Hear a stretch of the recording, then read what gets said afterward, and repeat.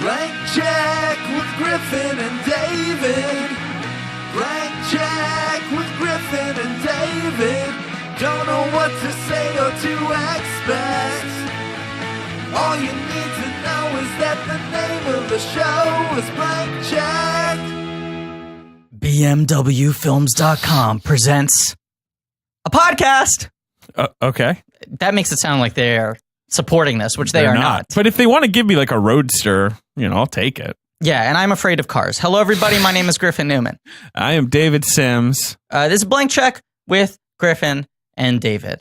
It's been pointed out to me that there's probably a direct relationship between my fear of cars in real life and my love of car movies. Oh, like it's like how you like to sort of walk up to the edge of the cliff, but and go like, oh, right, like that. Right. That it's almost like for me watching like really weird gonzo porn or something, where I'm just like, I can't believe anyone would do this. You know? Right. So that's why you like a car chase. My Fast and Furious, my Mad Maxes. Okay. Cars, which I don't know if you've heard this, but Cars 3 makes Cars.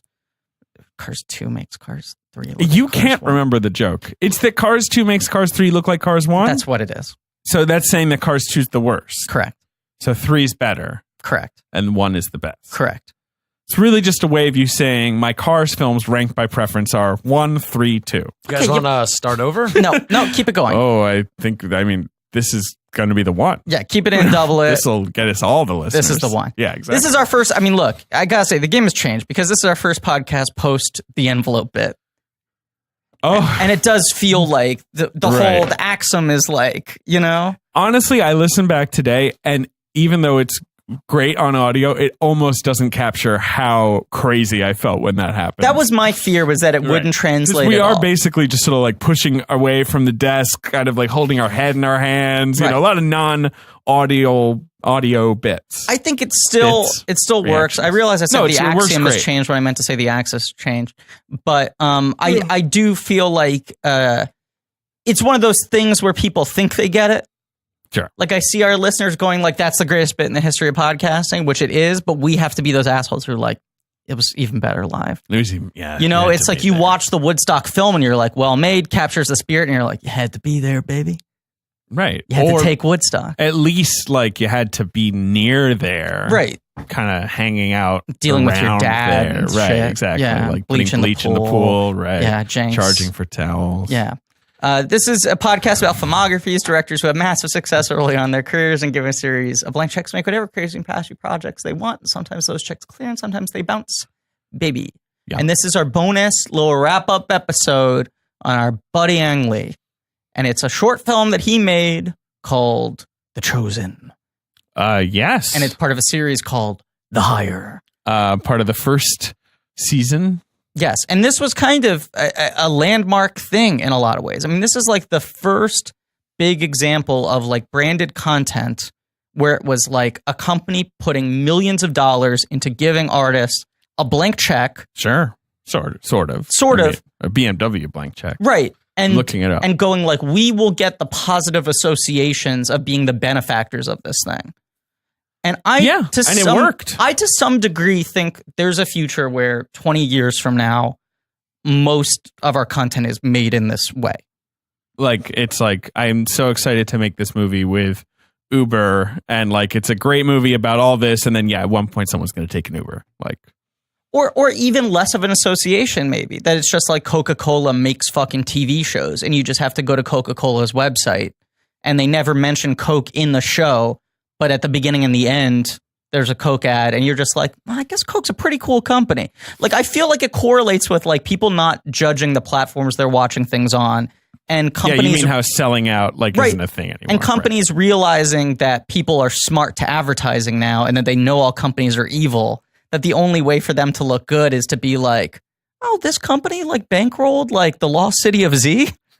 I guess they care about the art, Bankrolled it, but then released it in April? Yeah. You know what I'm saying, though? Yeah, I do. But this was early 2000s. 2001. Yeah, and BMW hired like 5 of the best filmmakers in the game. People at different levels of their career. I mean, John Frankenheimer. Yeah, so Inarritu, who is kind of on the up and up at this point. He's post Amores Perros. That's it, I think, for him. Yeah. Ang Lee. who was coming off of Crouching Tiger, so he's sort of at like his peak. And then Wong Kar-wai coming off of like In the Mood for Love. Right. So like beloved art house. Yeah.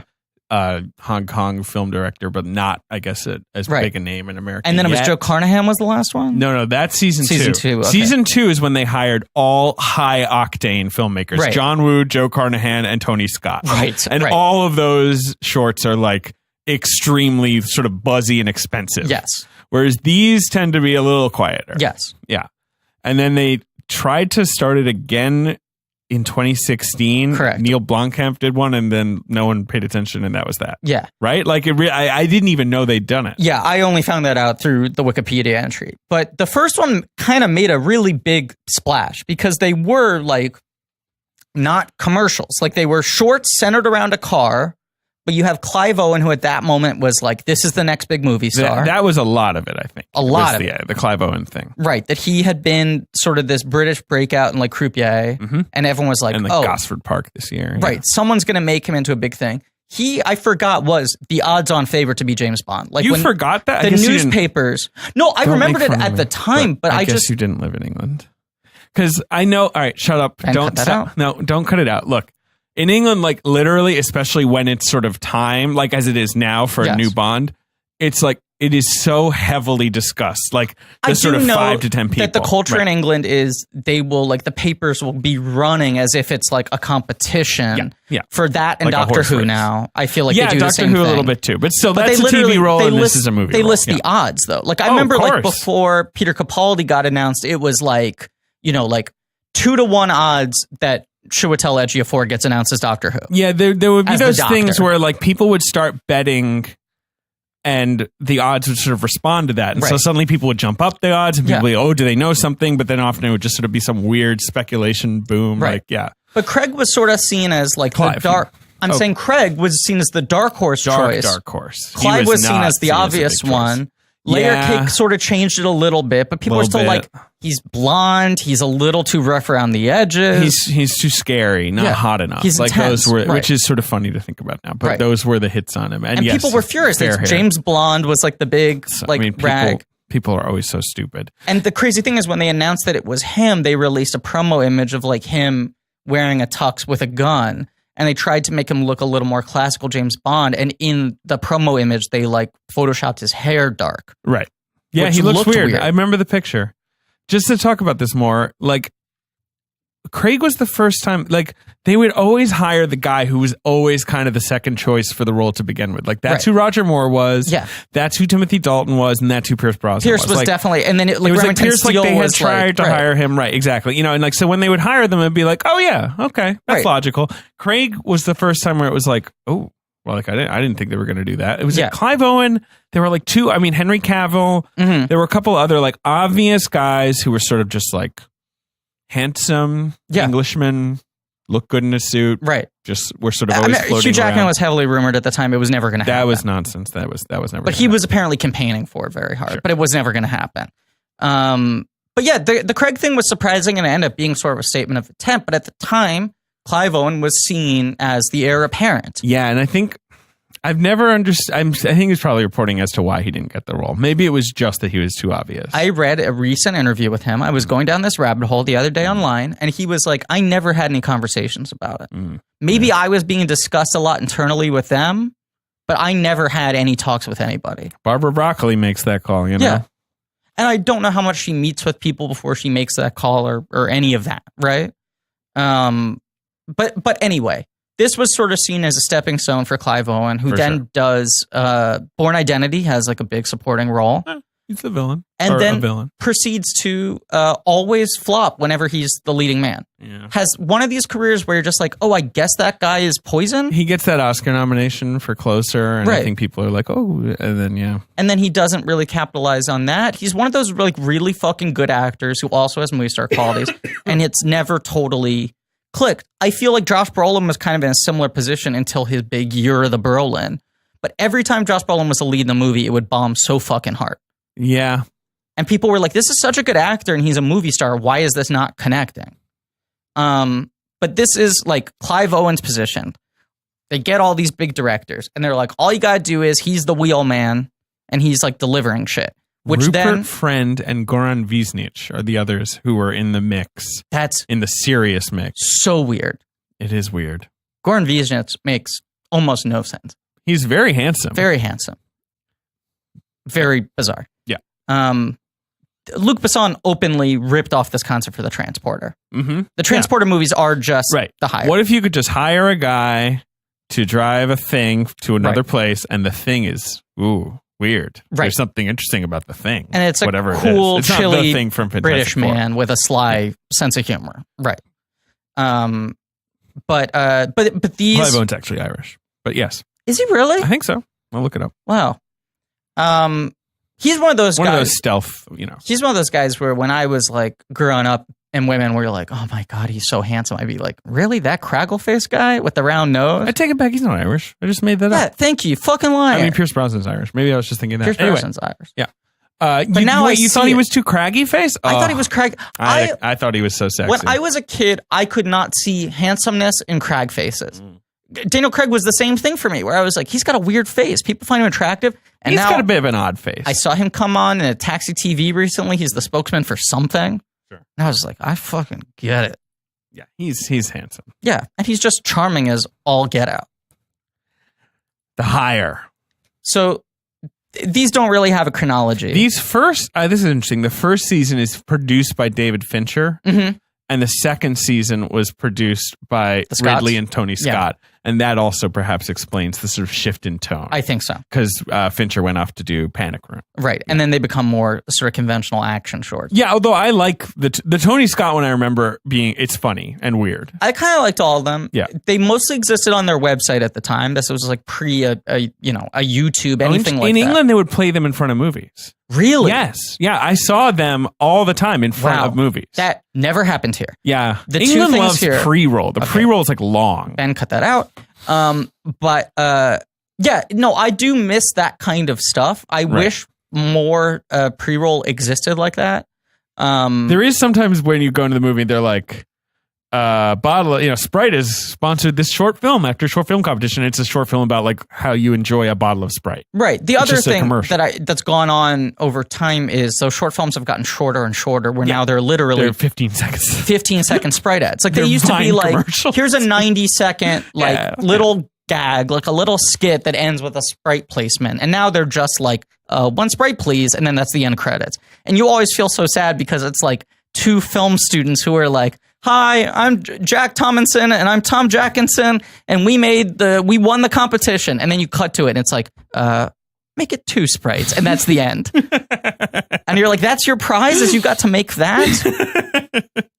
Sprite is a delicious lemon lime. It doesn't even finish.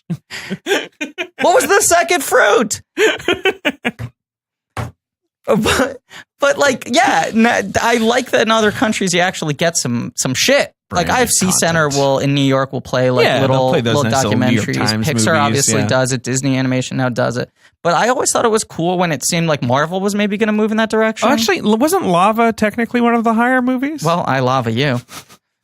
Okay. I love my curvy volcano. So these didn't play in theaters here. You could watch them on the website. Yeah, you could get a DVD. But this was the big thing. You went to a BMD dealership. They ran the fuck out. Like they'd make them as an incentive for people to go to a BMW dealership, and then people would buy them and flip them on eBay. And they started going for like $100 a pop. They like would run out immediately. Yeah. So then they produced more. Yeah. But Forrest Whitaker is in the Wong Kar-wai one, I want to say. Correct. And he banned it from being on the first DVD. Because, the first DVD, the first printing, it was on there. And then he executed a thing in his contract that said that it would only be shown on the internet. So then they didn't have them on the DVDs anymore. So then the ones with the Forrest Whitaker one became really valuable. Then they eventually did a DVD with them back. I guess they figured it out with him. And now these shorts are available again because there are 1,000 videos. But there was like a period where these were really hard to watch and find. The Wong Kar-wai one is excellent. I think they're all pretty good. The Wong Kar-wai one is excellent. That's the best one. This one is fun, and the Frankenheimer one I don't remember very well. Yeah. Tony Scott one's really good. The thing that's really interesting about this one, The Chosen, is that... Oh, the one that's directed by Guy Ritchie. I forgot about that one. That's Madonna? the other one. That sucks. Yeah, that one blows. That sucks. Blows chunks. Yeah. The Ang Lee one was interesting because it felt at this moment like, oh, maybe Ang Lee has remade himself as just an action director.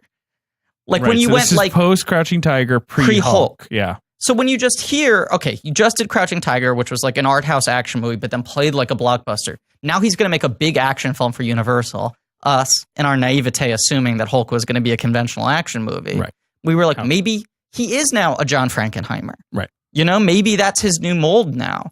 So it felt like, okay, this is him like playing in that zone. And now you watch this and you're like, I don't know if you had this reaction, but watching this short made me more excited for Gemini Man now. Interesting. Because I'm like, think of that. He hasn't played in a pure action space. I know. He hasn't just made like a fun genre movie. And we talk so much about how fucking good the action is in Crouching Tiger. And a lot of that's the choreography. You have to give your credit, right? Oh, yeah. But that movie he has such a good understanding of how to construct an action set piece. Sure. In terms of coverage, in terms of editing, and even sound mixing and score and all those things. And then this is another short where it's just like his fucking car chase is just so clean and sparse, you know, and economic. Yeah. And effective, where you're just like, I kind of want to see him like shoot guys punching each other again. Like, I want to see if he still got this. Punch guys shooting each other. I'd love to see him punch guys shooting each other. Ben like that. Hey, Ben, did you watch this little short movie? No. Yeah, cool. Cool. So you would say you did not choose it? No. Hey, David. Yeah. I got a quick question for you. Okay. Do you like diving deep into directors' complete filmographies? Absolutely. I've actually been known to do that once in a while. But certainly not on microphone. No. Never. Well, okay, more important question. Can you quote Kevin Bacon's best film, Tremors, word for word? Sure, probably. Yeah. I mean, because you are a Kevin Bacon fan, right? Head, You like to put a little bacon actor. on the dish? I like to put a little bacon on the dish. Well, that's right. David, I got great news for you. Yeah. Because those are two things you like doing. Yes. And because you have no outlet to do them on your own podcast, what if I could recommend a podcast for you to listen to?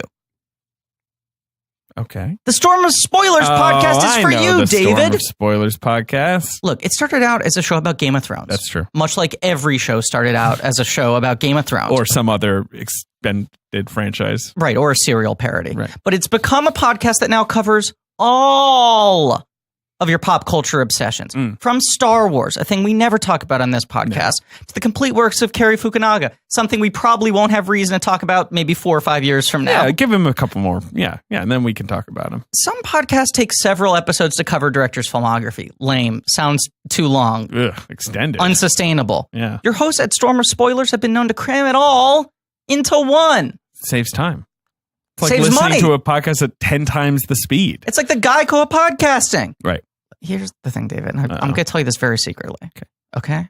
The name Storm of Spoilers is a pun on George R.R. Martin's book. Oh, yeah. A Storm of Swords. Right. I read it. Much like Logan's a Western.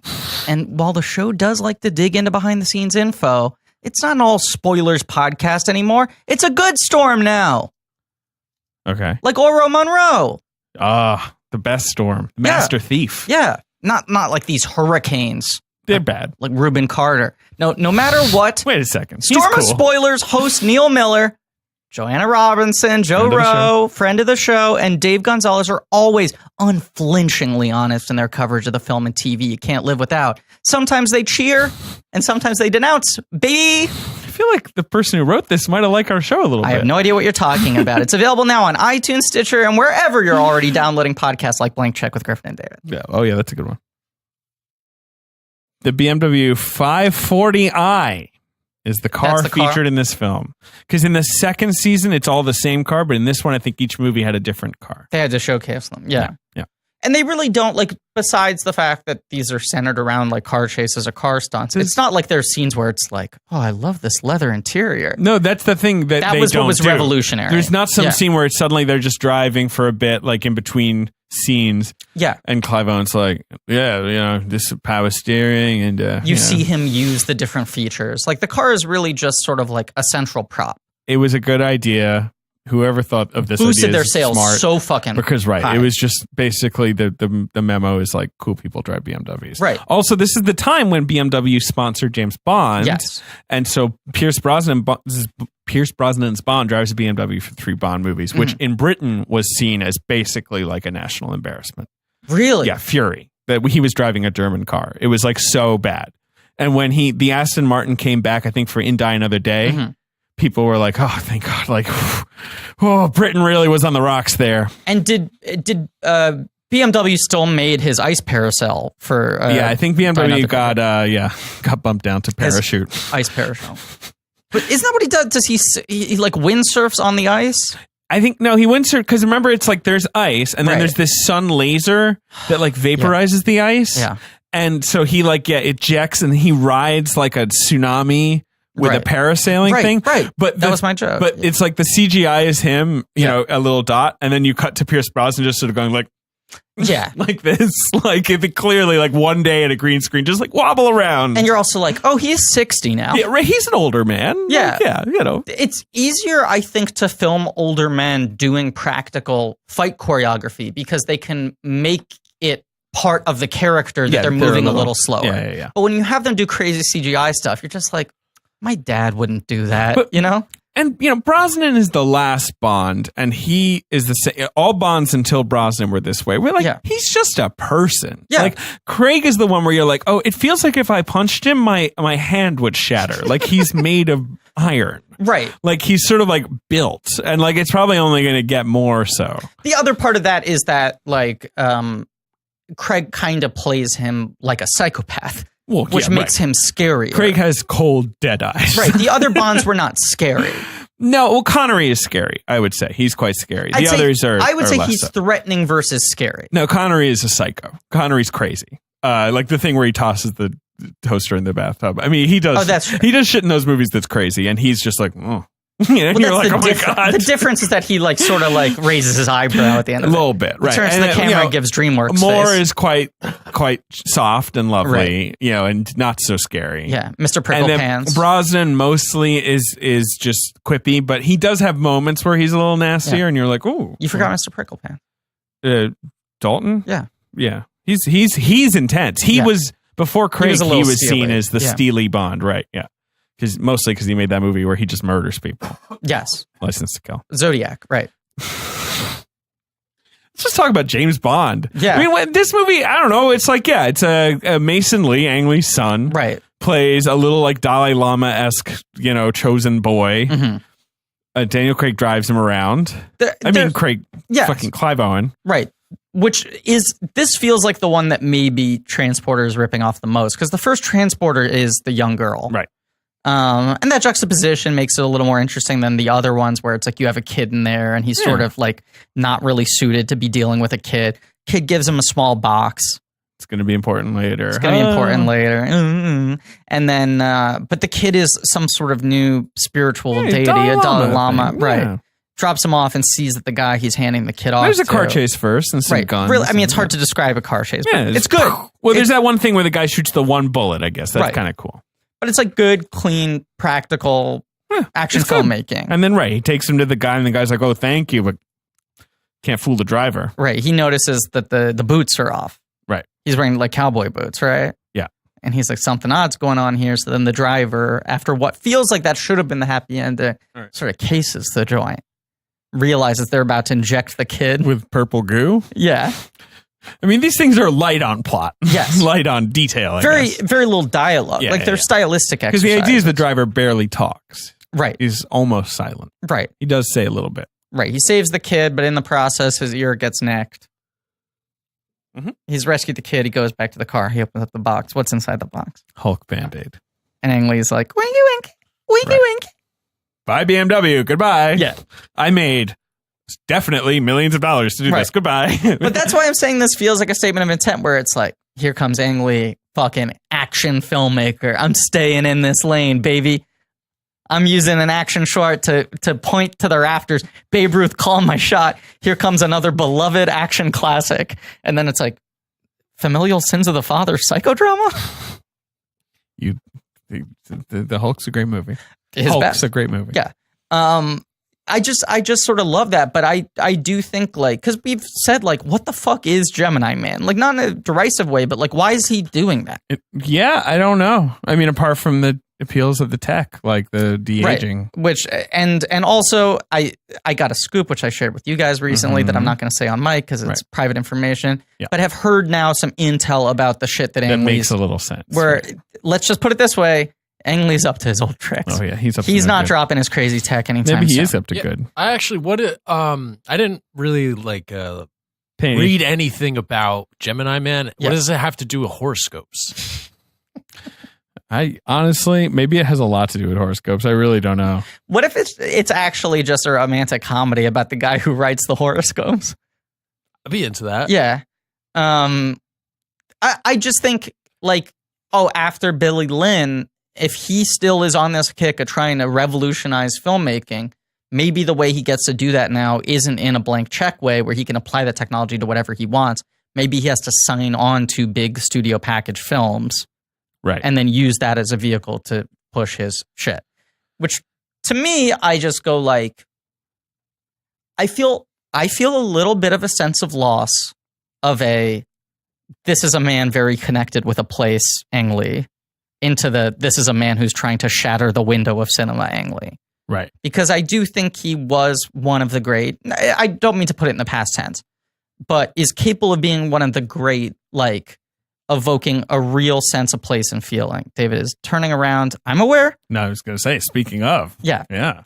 You know what I'm saying? That like my one semester of film school, semester and change. Sure. James Benning, who's like, I can't imagine you in college. I was so bad at it. How are you at like showing up to class? So good at it. Really? So I did on time. I did a full first semester, right? What happened? And I killed it. And at the end of it, I was like, I'm losing my mind. Called my parents, was like, I'm dropping out. They were like, not so fast. Right. I came back home for the holidays, then went back for another semester and was there for 2 months and was a disaster. Like then I was a disaster, didn't show up to class, stayed under the covers, like watching Bob Newhart show and drinking Mike's Hard Lemonade. And I was just like a fucking mess. Watching the Bob Newhart show. So not Newhart, the Bob Newhart show. The Bob Newhart show, the therapist one. Yeah, it's good. It's the better one. The better one. Drinking Mike's Hard Lemonade. Correct. Just drink lemonade or vodka. No, sir. That's just poison. That's a real Griff. Don't put sugar in the mix. Yeah. No, it was a real Griff drink. This was sad 19-year-old Griff. Yep. But I was a disaster then. I couldn't imagine you like writing a term paper. Here's the thing. So what about the beauty shop thing? Oh, Jesus. All right. Yeah. I blocked that out completely. I had a class where we had to write a paper every single week. Oh, man. And I was so good at them, but it was like I had the free period right between lunch and that class. And I would literally write it after lunch. Like I'd just be like, you have 35 minutes. Nice. And I would write this like 3-page paper. And I got like really fucking good grades on them. Like better than, this is the one thing you have to understand is I like came to school and everyone was like, you're good. Like I got there and all the teachers were like, you're good. And I was like, oh shit, I'm like the golden boy. And then I bottomed out so fucking hard. Yeah. But I wrote like 4 different term papers on the Whiz and got like A+ on all of them, which was like my big point of pride. But the thing I was going to say was there was a class I really wanted to take and they wouldn't let me take it because they were like, we try to save this for juniors and seniors. And I was like, I don't know if I'm going to be here this long. But do you know James Benning, right? Yeah. Right. Who's like an experimental filmmaker. And his big thing is he'll make a movie like RR, which is his railroad movie. And it's just a series of shots of train tracks that are interrupted by the train coming. And it's like repeated like setups and you don't know how long you're going to have to wait for the train and stuff like that. And he used to teach a class called Looking and Listening. That was, he would take the class and bring them to a location and they would just stay in that location for like 2 hours and no one could speak. My God. And you just had to look and listen to everything. Like, I'm going to take you to a mountaintop. And I was always like, I kind of love that that's a class at a film school. It was one of the things that made me want to go to this school that I shouldn't have gone to in the first place. Sure. Was the idea of like, it's just as important as the technical stuff to have a really strong sense of a place, an environment, and a vibe and all of that, and really make you like focus in on that.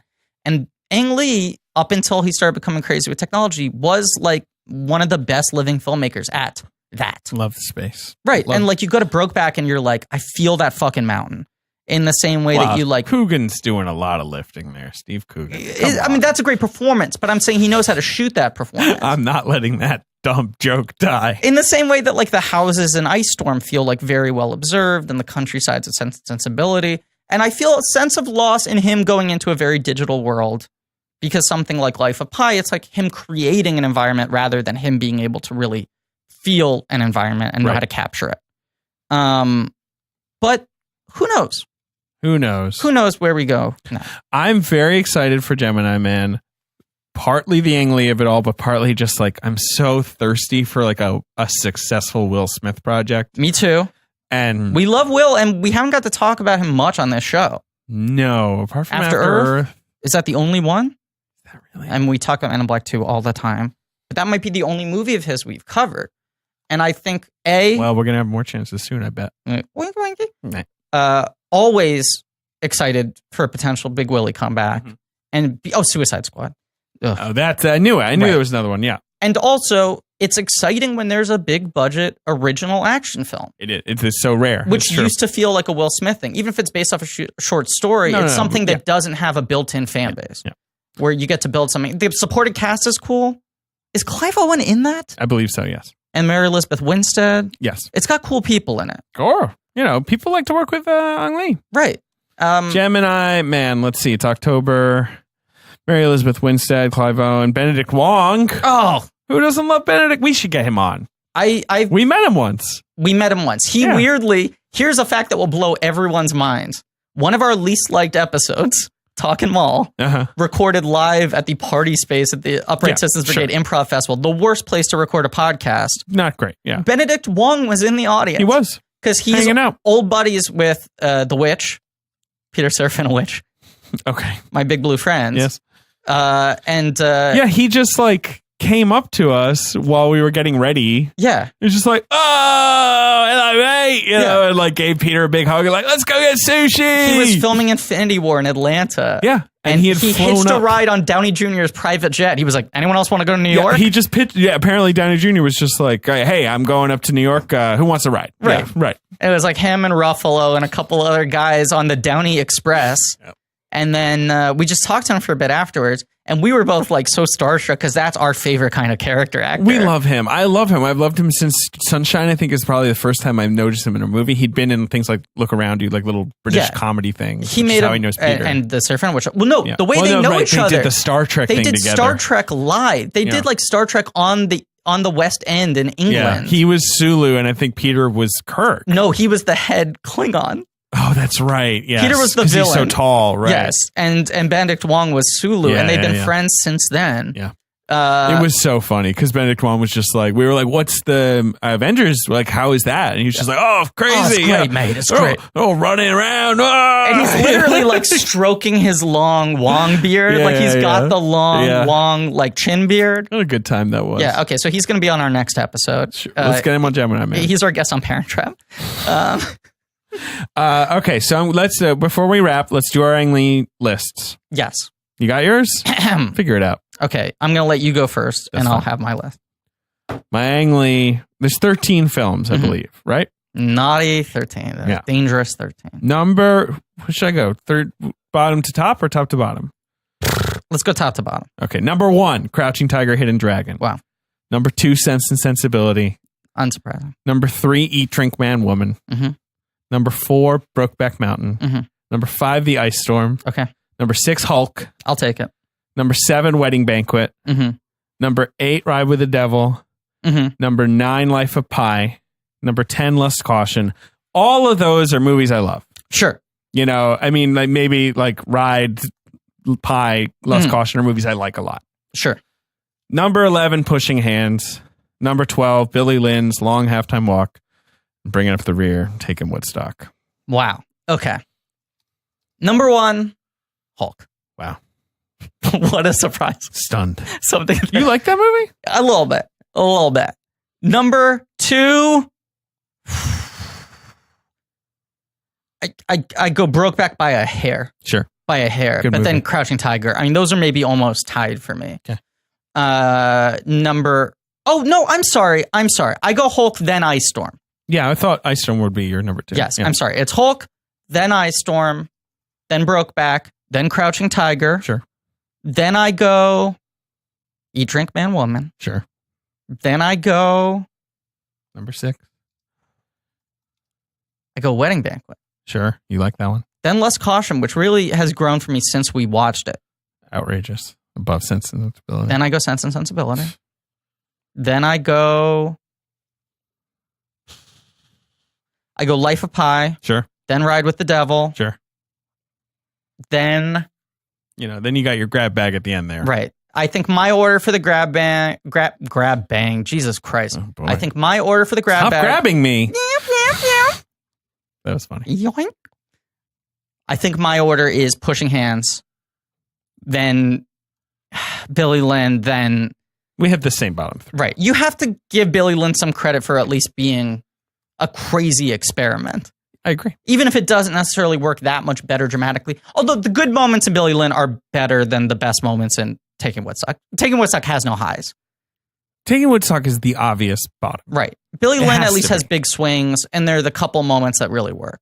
I agree. Yeah. Billy Lynn is too interesting to be bottom. Yeah. Taking Woodstock suffers from a lack of interestingness.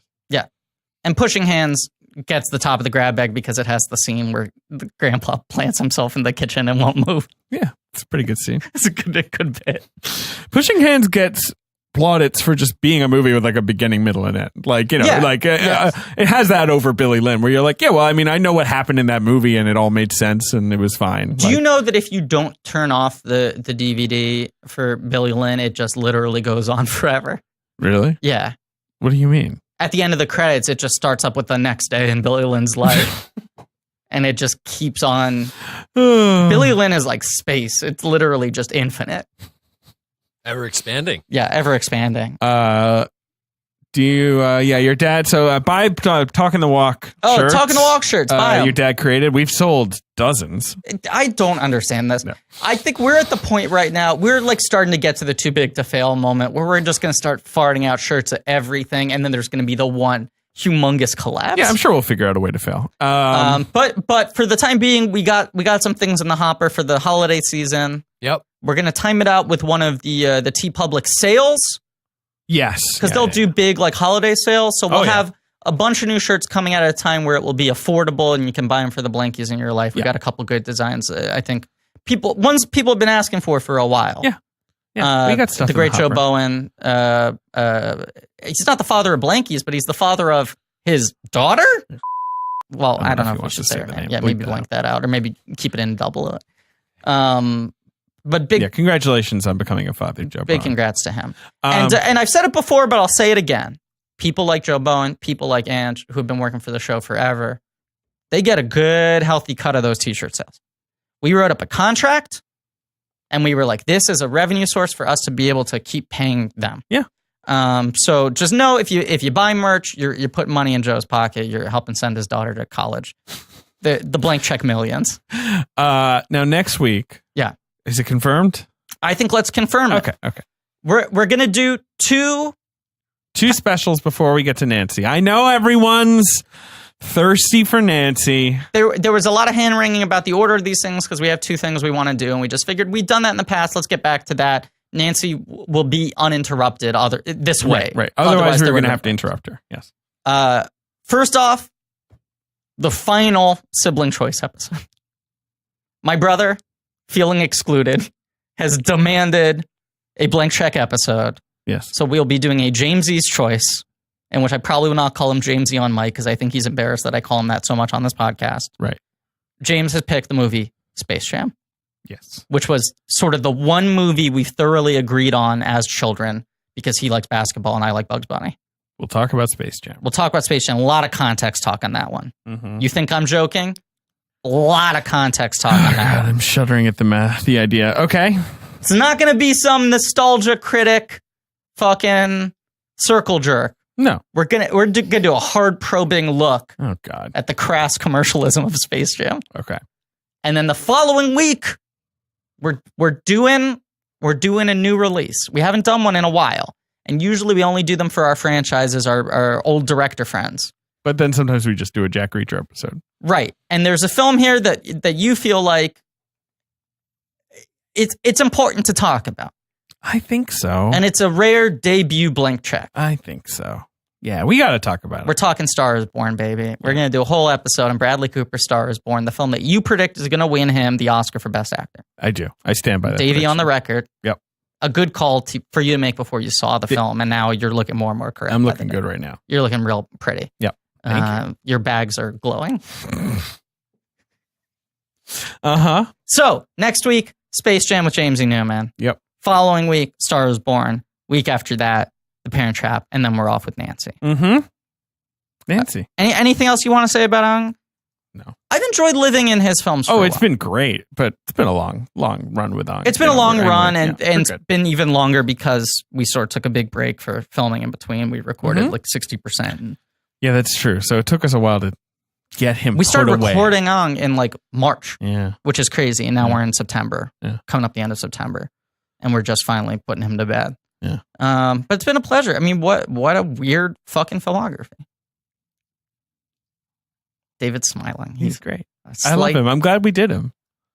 Wistful smile. I knew he'd be fun, and he was. He's probably more fun than I thought he would be. Yeah, and we always wanted to. Yeah. Should I announce this here? I don't know. Our live event? Or do we feel like it's not officially been announced? Let's just say we have a live event in the works. Yes. Related to the Ang Lee miniseries. And we're excited to announce that as soon as we can. Right. Keep your eyes posted on social media. Yes. But a lot of blankies keep on asking about when we're going to do live events again, when we're going to do this, when we're going to do that. We got something I'm really excited about coming up. It's going to be great. Yeah. It's going to be great. It's going to be great. So look forward to that. Buy your Talking the Walk shirts. Tune into Talking the Walk 2019. You can look forward to that a year from now.